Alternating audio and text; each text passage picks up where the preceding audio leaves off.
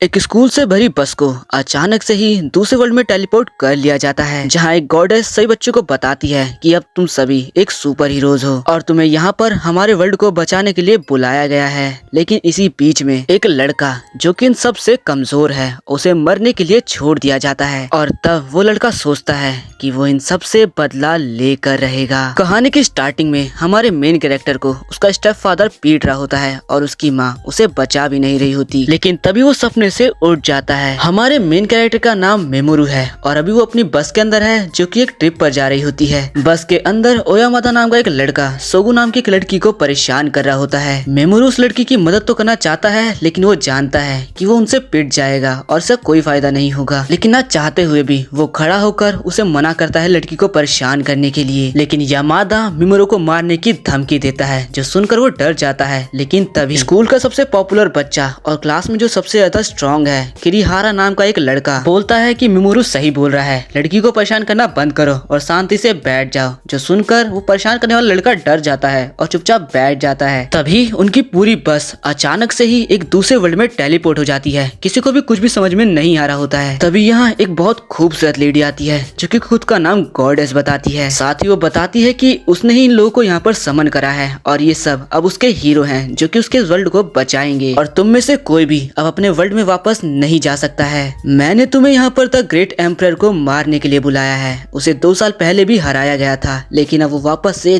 जाग चुका है। सभी बच्चे काफी ज्यादा डिनाई कर रहे होते हैं और यामादा चिल्लाकर बोलता है, अगर हम तुम्हारी मदद ना करें तो और यहाँ से चले जाएं। गॉडेस बोलती है कि चाहे तो तुम ये कोशिश कर सकते हो, लेकिन तुम यहाँ से जा ही नहीं सकते। यहाँ से जाने का सिर्फ एक ही रास्ता है कि तुम्हें वापस से रीसमन करना होगा, लेकिन उसके लिए भी एक बहुत कीमती एलिमेंट की जरूरत पड़ेगी। लेकिन उसे पाने का सिर्फ 2 ही तरीका है, या तो तुम्हें ग्रेट एम्परर को मारकर उससे वो एलिमेंट लेना होगा, या फिर उसके मरने का इंतजार करो और जब वो मर जाएगा तो उसके हार्ट से उस एलिमेंट को निकाल लेना। ये सुनकर सारे लोग काफी डर जाते हैं कि अब वो वापस नहीं जा सकते। तब उनमें से एक बोलता है कि आखिर हम तुम्हारी मदद कैसे कर सकते हैं, हम तो सिर्फ नॉर्मल से स्कूल के बच्चे हैं। तब गॉडेस बताती है कि नहीं, तुम सिर्फ मामूली से बच्चे नहीं हो, वो सिर्फ तुम अपने वर्ल्ड में थे, लेकिन यहाँ तुम सबसे ज्यादा पावरफुल हो। तुम्हारे अंदर हिडन पावर है और अब मैं तुम्हें दिखाऊंगी कि वो कहाँ है। जिसके बाद उनके सामने एक मैजिकल क्रिस्टल रखती हैं और बोलती हैं कि इसके ऊपर हाथ रखने से तुम्हारी पावर्स और तुम्हारे पास किस तरह के एलिमेंट की पावर है वो सामने आएगी। और अब एक एक कर सभी लोग उस क्रिस्टल के सामने अपना हाथ रखते हैं और सबको अपनी पावर्स के बारे में पता चल जाता है। और अब जैसे ही किरिहारा हाथ आगे करता है तो पता चलता है कि वो क्लास में सबसे ज्यादा पावरफुल है और उसकी रैंक एस है। और उसी की तरह यहाँ 2 बच्चे और होते हैं जिनकी पावर एस लेवल की होती है। और अब जैसे यामादा अपना हाथ आगे करता है तो उसे पता चलता है कि वो एक ए रैंक का हीरो है। और आखिर में अब बारी आती है हमारे मेन कैरेक्टर मेमोरू की। उसके हाथ आगे करते ही उसका क्रिस्टल कुछ खास बदलता नहीं है, जिससे उसे पता चलता है कि वो एक ई रैंकर है। ये देखकर गॉडेस उसे इग्नोर करने लगती है और वो खुद भी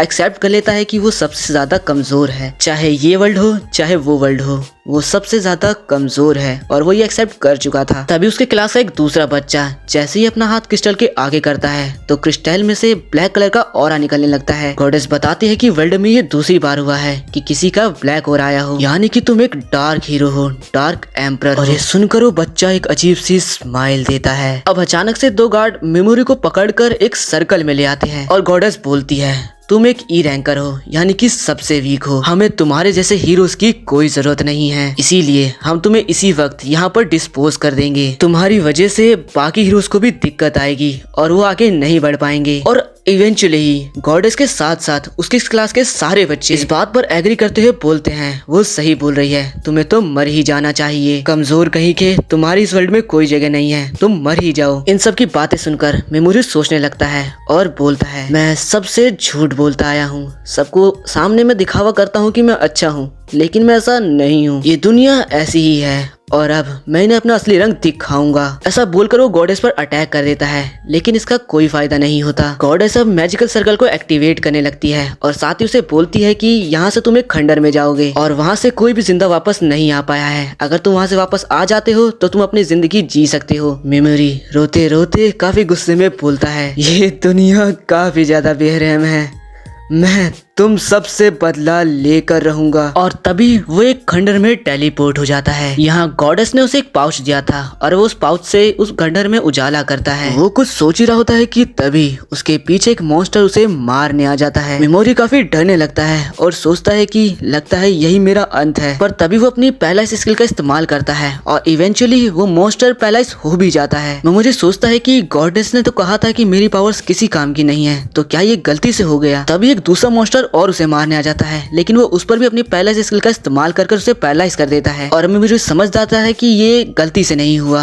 अब वो अपनी पावर चेक करता है, जिससे पता चलता है कि उसकी मैजिकल पावर बस खत्म ही होने वाली है। लेकिन तभी वो अपने पॉइजन स्किल का इस्तेमाल करता है और उस दूसरे वाले मॉन्स्टर को मार डालता है। मेमोरी अब थोड़ा हैरान था, लेकिन तभी वो पहले वाला मॉन्स्टर उसे वापस से मारने आ जाता है। लगता है कि यही मेरे जीवन का अंत है, तुम मुझे मारना चाहते हो और मुझे यहाँ पर कोई नहीं बचाने वाला, लेकिन मैं खुद को खुद ही बचाऊंगा। और फिर वो उस मॉन्स्टर से लड़ने के लिए तैयार हो जाता है और एक स्माइल करता है।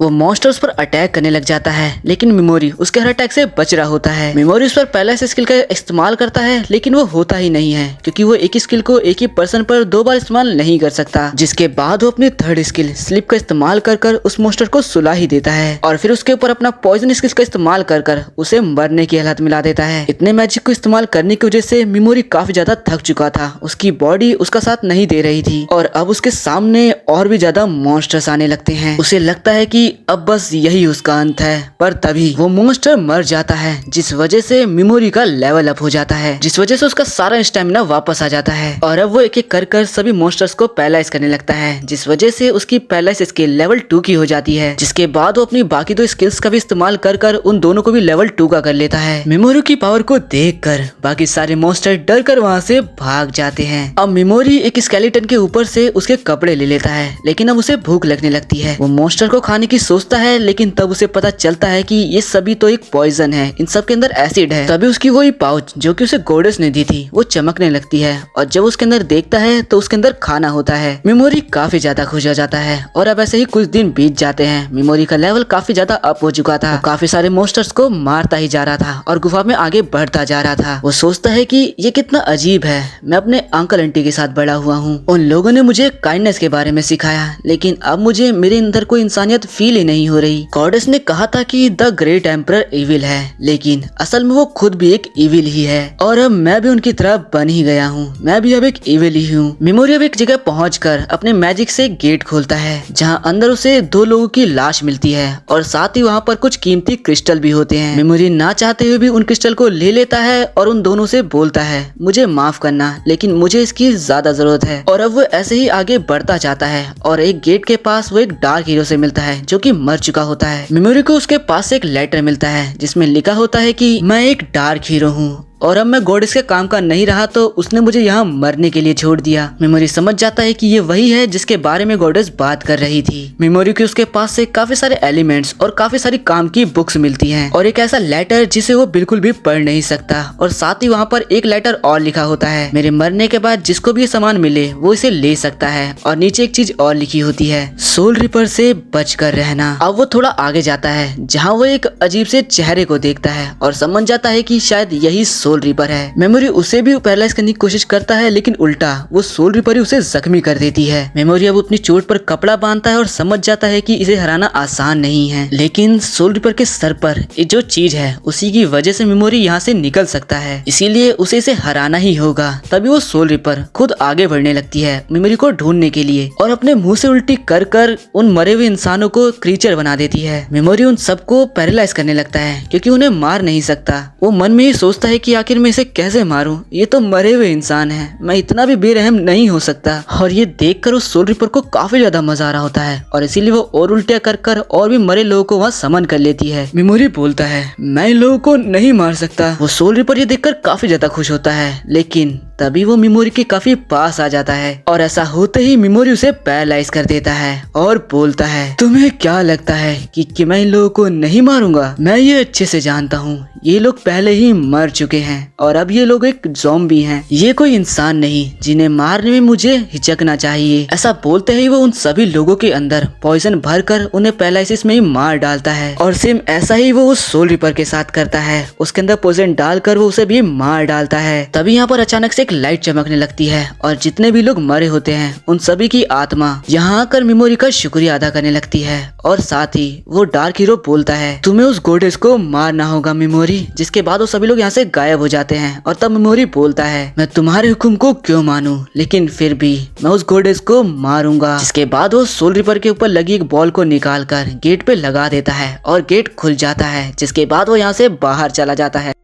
हम दूसरी तरफ मेमोरी के सारे क्लासमेट्स को देखते हैं जो कि जंगल में छोटे मोटे मॉन्स्टर्स को मार रहे होते हैं। यहाँ क्रियाहारा का लेवल 18 हो चुका है और इसने सभी को एक मिशन दिया है कि उन्हें अपना पहला किल करना होगा किसी मॉन्स्टर को मारकर। और जैसे ही ये लोग ऐसा कर लेंगे ये सभी लोग टीम में डिवाइड हो सकते हैं। के बाद हम एक काशिमी नाम की लड़की को देखते हैं जो कि मॉन्स्टर को मारने में काफी ज्यादा डर रही होती है। तभी उसके पास एक और लड़की आती है और बोलती है तो मतलब कि तुमने अब तक अपना पहला किल नहीं किया है और तुम्हारा रैंक डी है, यानी कि तुम हमारी टीम में ज्वाइन हो सकती हो। जैसा कि तुमने देखा ही है कि मेमोरी को कैसे एग्जीक्यूट कर दिया गया, तो तुम्हें भी अपना किल करना होगा। और अब वो उसे अपनी टीम में ज्वाइन करने के लिए उसकी एक किल करने में मदद करती है उसके सामने एक कमजोर से मॉन्स्टर को लाकर। जिसके बाद ये लड़की डरते डरते ही सही लेकिन उस मॉन्स्टर को मार देती है और उसकी टीम में ज्वाइन हो जाती है। तभी हम गॉडेस को देखते हैं जो कि सुगु के सामने नोटंकी करते हुए रोने लगती है और बोलती है तुम बुरा मत मानो, हमने मेमोरी को इसलिए वहाँ मरने के लिए छोड़ दिया क्योंकि अगर वो आगे बढ़ता तो बाकी लोग उसकी वजह से मर सकते थे और अब तो तुम भी एक एस रैंकर हो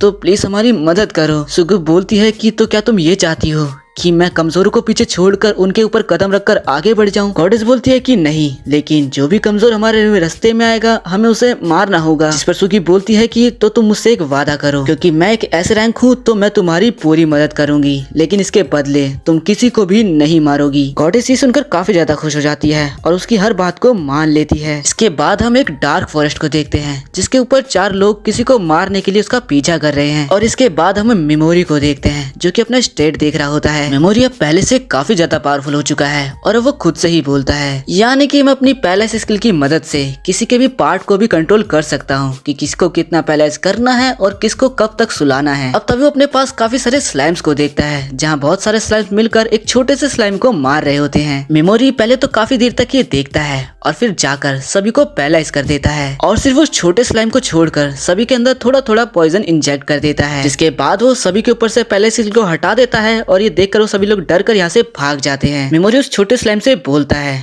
तो मैं तुम्हें आजाद कर दूंगा, लेकिन इसके बाद तुम्हें अपनी लाइफ खुद ही जीनी होगी। इसके बाद वो उसको भी फ्री कर देता है और जाने लगता है, लेकिन वो स्लाइम उसका ही पीछा करने लगता है और बोलता है तो क्या तुम मेरे साथ जाना चाहते हो? जिस पर वो स्लाइम मान जाता है। अब हमें एक लड़की को दिखाया जाता है जिसका पीछा असल में वही 4 लोग कर रहे हैं। वो चारों इस लड़की को असल में मारना चाहते हैं और इसीलिए ये लड़की उन सबसे बचकर भाग रही है। इसके बाद हम वापस से मेमोरी को देखते हैं जिसने उस स्लाइम को अपना फैमिलियर बना लिया होता है और उसने उसका नाम पीके मारू रख दिया होता है। मेमोरी उस बुक को पढ़ रहा होता है जो कि उसे डार्क हीरो के पास से मिली होती है और मन में बस यही सोचा है कि उसे गॉडेस को मारना है। उसने एक लंबा सफर तय किया है। पीके मारू से बोलता है कि मेरा सफर बहुत लंबा है तो क्या तुम मेरे साथ चलना चाहोगे? जिस पर पीके मारू अपना रंग चेंज कर लेता है जिससे मेमोरी को पता चल जाता है कि वो हाँ बोल रहा है। यहाँ वो लड़की भाग भाग कर थक चुकी है और वो सोचती है कि वो उन चारों से लड़ेगी, लेकिन यहाँ दूसरी तरफ वो चारों असल में मेमोरी से टकरा जाते हैं और सोचते हैं कि उस लड़की को हम बाद में पकड़ेंगे, पहले हम इसे लूटेंगे और इस लड़के को मार डालेंगे। मेमोरी बोलता है कि मैं तुमसे लड़ना नहीं चाहता, मुझे यहाँ से जाने दो,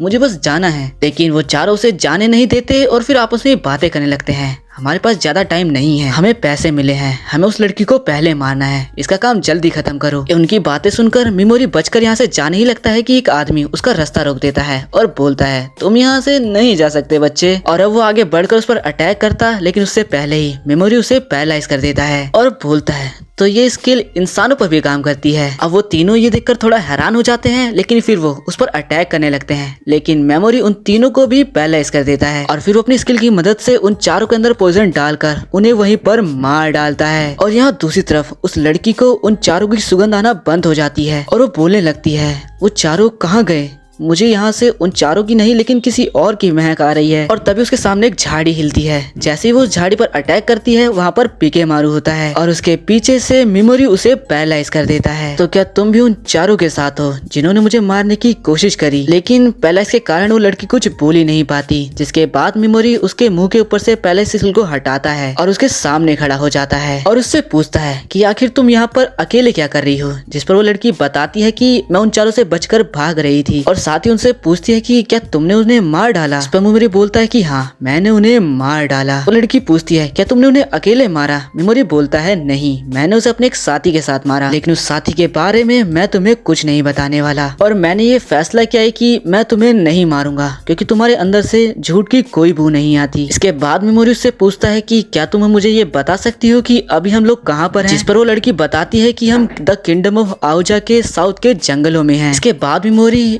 डार्क हीरो के पास से मिले उस लेटर को निकालता है और पूछता है कि क्या तुम इसे पढ़ सकती हो। वो लड़की बताती है कि ये तो फॉरबिडन मैजिक है, मैं इसे नहीं पढ़ सकती, लेकिन मैं ऐसी किसी को जानती हूँ जो कि ये पढ़ सकती है। वो एक विच है, लेकिन वो अपनी नॉलेज को किसी के साथ भी शेयर करना अच्छा नहीं मानती। कहा जाता है कि वो मैजिकल फॉरेस्ट के बीचों बीच रहती है। मेमोरी इन चीजों के लिए उसका शुक्रिया करता है और बोलता है तो मैं तुम्हें नहीं मार रहा, कुछ देर बाद तुम्हारे ऊपर से ये पैरालाइज स्किल भी हट जाएगी, तब तक बस तुम ये प्रे करो कि कोई मॉन्स्टर आके तुम्हें मार ना दे। और अब मैं यहाँ से जा रहा हूँ। जिसके बाद मेमोरी यहाँ से चला जाता है। अब हम मेमोरी को देखते हैं जो कि अपने पास के ही एक टाउन, एक सिटी के अंदर चला जाता है और वहाँ एक रूम लेकर रहने भी लगता है। अब वो खाना खाने के लिए बाहर आता है और बोलता है एक ऐसी जगह जहाँ लोग अच्छे से खाना खाते हैं और अच्छा खाना खाने के बाद वो लोग जोर जोर से बातें भी करते हैं और ऐसी ही जगह इंफॉर्मेशन कलेक्ट करने के लिए सबसे बेस्ट प्लेस होता है। तब एक आदमी बोलता है अगर ब्लैक ड्रैगन की स्क्वाड सिर्फ ब्लैक ड्रैगन से ही लड़े तो वो ऐसे ही जीत जाएंगे। इसके बाद मेमोरी वापस आ जाता है और पिगी मारू को खाना खिलाता है और सोचने लगता है कि उसे उस विच से मिलना होगा इस फॉरबिडन मैजिक को पढ़ने के लिए। अब अगली सुबह राज्य में एक आदमी बोलता है मैं आप सभी लोगों का शुक्रिया अदा करना चाहता हूँ यहाँ पर इकट्ठा होने के लिए। मैं चाहता हूँ कि आप जैसे बहादुर लोग जाकर उस खंडर के अंदर से द कप ऑफ आई को लेकर आएं और जो भी ये लाएगा उसे 30 गोल्ड कॉइन मिलेंगे। और अब रजिस्ट्रेशन चालू हो जाता है जिसके अंदर मेमोरी भी होता है, लेकिन यहाँ दूसरी तरफ एक आदमी एक लड़की को परेशान कर रहा होता है और बोलता है तुमने अपना चेहरा छुपा रखा है, लेकिन मैं जानता हूँ कि तुम सीरियस हो। मैं तुम्हारी आवाज को पहचानता हूँ क्योंकि मैं तुमसे पहले भी मिला था, लेकिन तुमने मेरे साथ जाने से मना कर दिया था। वो लड़की बोलती है मैं सीरियस नहीं हूँ, मेरा नाम वीरस है। अच्छा, अगर ऐसी ही बात है तो तुम अपना नकाब क्यों नहीं हटा देती, जिससे पता चल जाएगा कि तुम सीरियस नहीं हो, क्योंकि सीरियस के दो खूबसूरत कान हैं। एक्चुअली सीरियस एक एल्फ है भाई। अब सभी लोगों को उस लड़की पर शक होने लगता है, जिसके बाद उस लड़की को अपना नकाब हटाना ही पड़ता है। और जैसे वो देखता है कि उसके तो वो दो खूबसूरत यानी एल्फ जैसे कान नहीं है, उसका मुंह ही उतर जाता है। देख लिया तुमने, मैं सीरियस नहीं हूँ, मेरा नाम वल्किस है। वो आदमी काफी ज्यादा शर्मसार हो जाता है और यहाँ से भाग जाता है। मेमोरी खंडर में जाने के लिए यहाँ से जाने लगता है, तभी सीरियस उसके पास आती है। मेमोरी बोलता है देखो तुमने उस आदमी को ज्यादा गुस्सा दिला दिया है, तो तुम्हें अपना ध्यान रखना होगा और प्लीज तुम मेरा पीछा मत करो। लड़की बोलती है मैं तुम्हारा पीछा नहीं कर रही हूँ। मेमोरी बोलता है तो ठीक है, तो क्या तुम मुझे ये बता सकती हो कि खंडर में जाने के लिए मुझे किस किस सामान की जरूरत पड़ेगी, इसके बदले मैं तुम्हें पैसे भी दे सकता हूँ। इसके बाद सीरियस उसे बता देती है और वो सारा सामान लेकर खंडर में आ जाता है। जैसे ही मेमोरी आता है यहाँ पर कुछ लोग भाग रहे होते हैं क्योंकि उनके पीछे मॉन्स्टर पड़ा होता है, लेकिन जैसे ही मेमोरी मॉन्स्टर को देखता है उसे पैरालाइज कर वही पॉइजन देकर उसे मार डालता है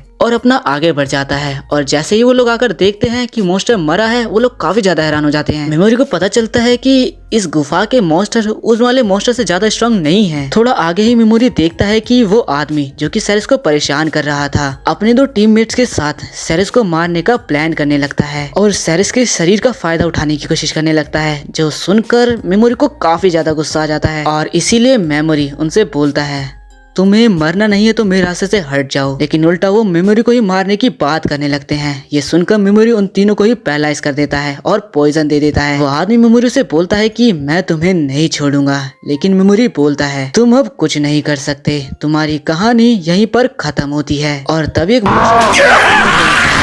मेमोरी अब आगे बढ़ता जाता है और मॉन्स्टर्स को हराता जाता है और साथ ही वो ये सोचता है कि उस गुफा में मैं जिन मॉन्स्टर से लड़ा था वो तो बहुत ज्यादा स्ट्रांग थे, उनके मुकाबले तो ये मॉन्स्टर्स कुछ भी नहीं। और वो रेस्ट करने के लिए एक जगह रुक कर सोने लगता है। तभी वहाँ पर कुछ लोग आते हैं और वो मेमोरी को अपने साथ चलने के लिए बोलते हैं, क्योंकि उनके हिसाब से यहाँ पर काफी ज्यादा स्ट्रांग मॉन्स्टर हैं जिनसे मेमोरी अकेले नहीं लड़ सकता। लेकिन मेमोरी उनके साथ जाने के लिए मना कर देता है। अब आराम करने के बाद मेमोरी आगे बढ़ने लगता है और मॉन्स्टर्स को हराते हुए वो उस आई कप के पास पहुंच जाता है। पास ही मेमोरी पत्थर से बना एक ड्रैगन देखता है, जिसे देखकर वो समझ जाता है कि जैसे ही वो कप को उठाएगा ये ड्रैगन जिंदा हो जाएगा और इस पर अटैक करने लगेगा। और इसीलिए मेमोरी पहले ही उस ड्रैगन को पॉइजन दे देता है और पैरालाइज कर देता है। और अब जैसे ही वो कप उठाता है उसके सोच के अनुसार वो ड्रैगन जिंदा हो जाता है, लेकिन पॉइजन के कारण उसी वक्त मर जाता है। अब मेमोरी उस कप को उठाता है ये कि तभी यहाँ पर सेरेस आ जाती है और वो बोलती है तो कि मतलब मैं पहली नहीं हूँ जो यहाँ पर पहुंच पाई। लेकिन तभी मेमोरी उसकी तरफ उस कप को फेंकते हुए बोलता है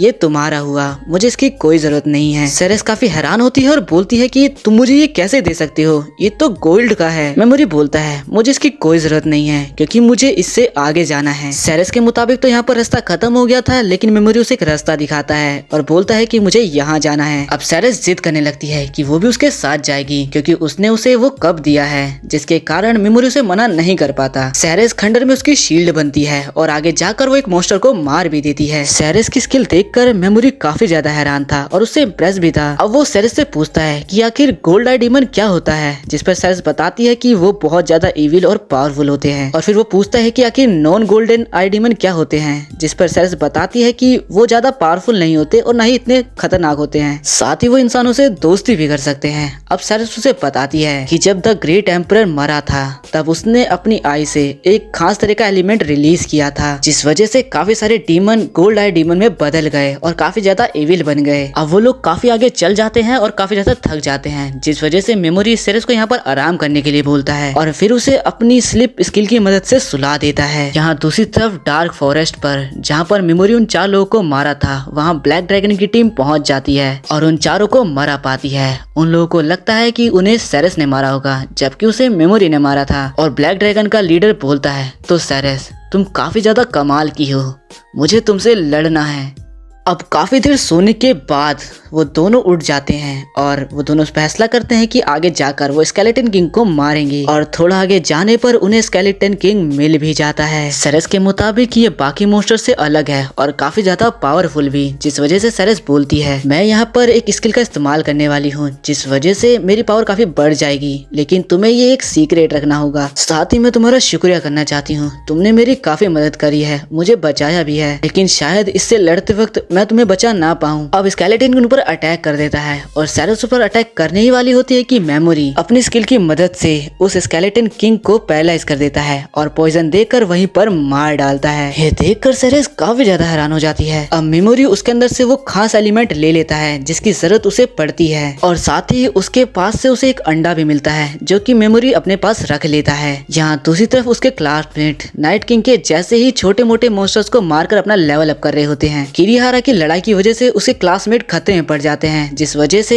सुगे उन्हें बचाने बीच में आ जाती है और बोलती है आखिर तुम ये क्या कर रहे हो। किरीहारा बताता है कि हम तो बस प्रैक्टिस कर रहे हैं और अब मेरा लेवल 24 हो चुका है। अब यहाँ सेरेस उस कप को सेल कर देती है और उसे 30 गोल्ड कॉइन भी मिल जाते हैं, जिसके बाद वो मेमोरी के पास आती है और कप के लिए उसका शुक्रिया करते हुए बोलती है कि क्या आज हम मिल सकते हैं। इसमें मेमोरी बोलता है तो ठीक है, तुम रात को मेरे घर पर मुझे मिलना। और अब हम रात का सीन देखते हैं जहाँ मेमोरी जो स्केलेटन किंग से उसे एलिमेंट मिला था उससे पीके मारू के लिए एक जड़ी बूटी बना रहा था। अब वो सेरेस से बोलता है देखो मैंने तुम्हारे लिए द कप ऑफ आई भी लाया और तुम्हें दिया और साथ ही तुम्हारी एक बार जान भी बचाई, तो क्या तुम मेरे साथ मेरे सफर में मेरा मदद करोगी। और मेमोरी मन में सोचता है मैं ये सारी बातें उसे इसलिए बोल रहा हूँ क्योंकि मुझे उससे एक फीवर चाहिए, मुझे माफ करना सेरेस, लेकिन मुझे ना चाहते हुए भी ये करना पड़ेगा। अब सेरेस उसके साथ उसके सफर में चलने के लिए तो मान जाती है, जिस पर मेमोरी उसे बताता है मेरा गोल रिवेंज लेना है और उसे पूरा करने के लिए मुझे फॉरवर्डन विद से मिलना है, लेकिन जैसा कि तुम जानती हो कि हमारे रास्ते के बीच में गोल्डन डीमन जोन आता है और बस इसीलिए मुझे अपने साथ कोई चाहिए जो मेरी वहां से निकलने में मदद करे, तो क्या तुम मेरा साथ दोगी सेरेस। सेरेस इसके लिए मान जाती है, लेकिन नाम सुनकर थोड़ा हैरान हो जाती है कि उसे कैसे पता कि मैं ही सेरेस हूँ। मेमोरी से बताता है कि जब तुम सोती हो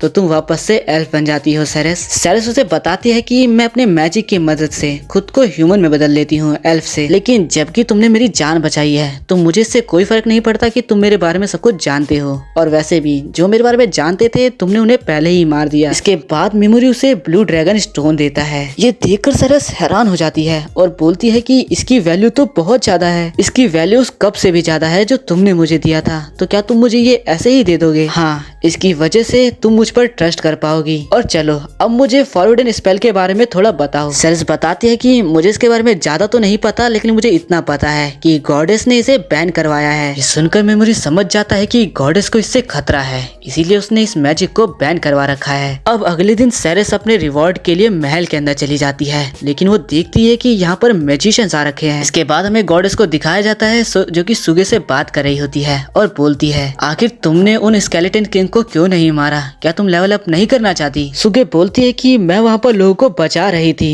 किरीहारा जब ट्रेनिंग कर रहा था तो उस वजह से काफी लोग वहाँ पर मर रहे थे। गॉडेस उसे लोगों से बचाने के लिए मना करती है, लेकिन सुगे इसके लिए नहीं मानती। गॉडेस उसे बोलती है कि आखिर तुम किरीहारा की टीम को ज्वाइन क्यों नहीं करती, वो तो एस रैंक की टीम है। सुगे साफ बोलती है कि वो लोग लोगों को मारते हैं, बचाते नहीं, इसीलिए मैं उन्हें ज्वाइन कभी नहीं करूंगी। गॉडेस बोलती है, तो क्या तुम हमारी मदद नहीं करोगी जब हम पर अटैक होगा? एक एस रैंक होने के नाते मैं अपनी जी जान दाव पर लगा दूंगी, तुम्हारी मदद जरूर करूंगी। अब गॉडेस उसे बताती है कि किंग की तरफ से ये ऑर्डर आया है कि तुम अब से लो लेवल के लोगों को ट्रेन करोगी, क्योंकि हमारे पास दो ही रास्ते हैं, या तो हम लो लेवल के लोगों को छोड़कर मरना छोड़कर आगे बढ़ जाएं, जो कि मैं तुम्हारे प्रॉमिस की वजह से नहीं कर सकती हूँ। तो अब तुम्हारे पास दूसरा चारा यही है कि तुम उन्हें ट्रेन कर अपने जितना ही पावरफुल बनाओ। और इसके बाद हम लोग देखते हैं मेमोरी को, जो कि काफी देर से सेरेस का वेट कर रहा है, लेकिन वो अभी तक यहाँ पर आई नहीं, जिस वजह से उसे लगता है कि उसने उसे धोखा दे दिया। अब वो पिकेमारू से पूछता है, क्या तुम्हें लगता है कि सेरेस हमें धोखा दे सकती है? जिस पर पिकेमारू एक बार उछलकर बोलता है कि नहीं, और इसीलिए मेमोरी उसे ढूंढने के लिए निकल जाता है। और रास्ते में उसे पता चलता है कि सेरेस का सारा राज सबके सामने आ चुका है और ब्लैक ड्रैगन की टीम उसे ढूंढ रही है। और हम ब्लैक ड्रैगन्स को देखते हैं जो कि डार्क फॉरेस्ट में सेरेस को ढूंढ लेते हैं। तब सेरेस अपनी स्वॉर्ड की मदद से एक ड्रैगन को मार डालती है, लेकिन यहाँ पर काफी सारे ड्रैगन होते हैं और उनके ऊपर से एक आदमी कूद कर सेरेस पर अटैक कर देता है। ये बंदा काफी ज्यादा स्ट्रांग होता है और सेरेस से काफी अच्छी तरह से भी लड़ता है। सेरेस यहाँ पर अपनी पूरी पावर का इस्तेमाल नहीं कर सकती क्योंकि वो ऐसा कर ही नहीं पाती, जिसका फायदा उठाकर ये बंदा उसके ऊपर आ जाता है। और भाई जितनी गंदी नियत से उसको देख रहा होता है ना, मुझे तो सच में गुस्सा आ रहा है। लेकिन और वो अपनी पैलेस स्किल से उस बंदे और उसके ड्रैगन दोनों को ही पैलेस कर पॉइजन दे देता है। वो बंदा अब जरा सा भी हिल नहीं पाता और अब सेरेस उससे बोलती है, मुझे माफ कर देना, लेकिन अब मैं तुम्हारे साथ और नहीं चल सकती क्योंकि सबको मेरे बारे में पता चल चुका है। मेरी वजह से तुम्हें भी खतरा होगा, और ये लो अपना ब्लू ड्रैगन स्टोन भी वापस ले लो। लेकिन तब मेमोरी उसे अपने ब्लू ड्रैगन की पूरी पाउच देते हुए बोलता है, तुम बस मेरे साथ चल रही हो। पाउच सेरेस को देने के बाद मेमोरी उससे बोलता है कि तुम अपने कपड़े यहीं चेंज कर लो और तुम मेरे साथ चलोगी। जिसके बाद वो उस ब्लैक ड्रैगन से पूछताछ करने लगता है, लेकिन वो बंदा उसे कुछ भी बताने से मना करता है। पर थोड़ा और पॉइजन देने के बाद वो बंदा उसे बताने के लिए मान जाता है, लेकिन इससे पहले कि उसे कुछ बताता, आसमान से एक स्पेयर आकर उसे लगता है और वो वही मर जाता है। और ये स्पेयर उसके लीडर ने मारा था। इस बंदे को ह्यूमैनिटी स्ट्रॉन्ग भी कहा जाता है क्योंकि ये सबसे ज्यादा स्ट्रॉन्ग है। मेमोरी आसमान में चारों ड्रैगन को देख के सोचता है कि ये मेरी पहुंच से भी बहुत दूर है। शिट, मैं इस पर अपनी कोई भी स्किल इस्तेमाल नहीं कर सकता। अब वो नीचे आता है और बताता है कि मेरा नाम स्वीट है और लोग मुझे द ह्यूमैनिटी स्ट्रॉन्ग के नाम से भी जानते हैं। सेरेस उससे पूछती है, आखिर तुम लोग मेरा पीछा क्यों कर रहे हो, मुझे क्यों पकड़ना चाहते हो? जिस पर स्वीट उसे बताता है कि उसका ही किंग असल में उसको पाना चाहता है। किंग काफी ज्यादा बूढ़ा हो चुका है, लेकिन सेरेस की खूबसूरती पे वो मर मिटा है। लेकिन जब उसे पता चला कि सेरेस उसकी नहीं हो सकती, तो उसने सोचा कि वो सेरेस को किसी और की होने भी नहीं देगा। लेकिन स्वीट बोलता है कि मुझे पता है तुम बहुत ज्यादा स्ट्रांग हो, लेकिन पता नहीं क्यों अब मुझे तुमसे ज्यादा तुम्हारे साथ खड़े बंदे से लड़ने में इंटरेस्ट है। ये ब्लैक ड्रैगन के सामने खड़ा है, लेकिन फिर भी बिल्कुल नहीं घबरा रहा। अब स्वीट उससे उसका नाम पूछता है, जिस पर मेमोरू उसे अपना नकली नाम बताता है, लेकिन स्वीट ये पहचान जाता है कि वो उससे झूठ बोल रहा है। तभी मेमोरू अचानक से हंसने लग जाता है। जब स्वीट उससे इसका वजह पूछता है तो मेमोरू बोलता है, पता नहीं, लेकिन क्यों ऐसी सिचुएशन में मैं खुद ही हंसने लग जाता हूँ। स्वीट, तुम मुझे एक बात बताओ, तुम अपने जैसे ही स्ट्रॉन्ग बंदे से लड़ना चाहते हो, तो आखिर तुम फिर उस गॉडेस से क्यों नहीं लड़ते? जिस पर स्वीट बताता है कि उसके हम पर बहुत सारे एहसान हैं और समझौतों के कारण मैं उससे लड़ नहीं सकता। लेकिन हमें पता चला है कि उसने अदर वर्ल्ड से कुछ ह्यूमंस को बुलाया है जो कि उसके सुपर हीरोज हैं। एक बार वो लोग स्ट्रॉन्ग बन जाए तब मैं उनसे लड़ूंगा। और इसी मौके का फायदा मेमोरू उठा लेता है और बोलता है, इसी बात पर स्वीट मैं तुम्हें बताना चाहता हूँ कि मैं उन्हीं अदर वर्ल्ड में से बुलाया गया एक ह्यूमन हूँ और मैं अभी धीरे धीरे स्ट्रॉन्ग बन रहा हूँ। गॉडेस ने मुझे सबसे अलग रखा है क्योंकि शायद मैं उसके लिए सबसे ज्यादा स्पेशल हूँ। स्वीट ये सुनकर थोड़ा हैरान होता है और पूछता है, आखिर तुम स्ट्रॉन्ग कैसे बनोगे? जिस पर मेमोरू बताता है, मैं अभी गोल्डन डीमन जोन जा रहा हूँ, वहाँ जाकर मैं और भी ज्यादा स्ट्रॉन्ग बनूंगा और गॉडेस की बराबरी करूंगा, जिसके बाद मैं तुमसे भी लड़ूंगा स्वीट। ये सुनकर स्वीट के चेहरे पर एक अलग सी खुशी आ जाती है और वो इस बात के लिए मान जाता है। लेकिन वो साथ ही बोलता है, लेकिन फिर भी मुझे सेरेस का सर चाहिए ताकि मैं इसके किंग को वो दिखा सकूं। इस पर मेमोरू बोलता है, मुझे सेरेस की जरूरत है गोल्डन डीमन जोन में, मैं बस इसका इस्तेमाल करना चाहता हूँ, तो ये मेरे साथ जाएगी। स्वीट इसके लिए भी मान जाता है, लेकिन ये बात सुनकर उसके दोस्त उसी पर शक करने लगते हैं, जिस पर स्वीट उन पर गुस्सा करता है और जाते हुए बोलता है कि तो फिर याद रखना, हम दोनों जरूर लड़ेंगे। पर तभी मेमोरू के मन में वो बोलता है कि यही मेरा मौका है और वो पीछे से स्वीट की पूरी स्क्वाड को पैरालाइज कर देता है। तब तक स्वीट को समझ पाता काफी देर हो चुकी थी क्योंकि मेमोरू ने सबको पॉइजन दे दिया था, सब मर चुके थे, लेकिन स्वीट अभी भी हिल पा रहा था। देखकर मेमोरू की फट भी जाती है और वो हैरान भी हो जाता है कि सच में ये कितना ज्यादा स्ट्रॉन्ग है। इससे ही समझ में आता है कि लोग इसे द ह्यूमैनिटी स्ट्रॉन्ग क्यों बोलते हैं। स्वीट सिर्फ हिल ही नहीं पा रहा था, वो अपना भाला उठाकर उस पर अटैक भी करने वाला था, लेकिन पॉइजन के कारण वो इसे करने में नाकाम हो जा रहा था।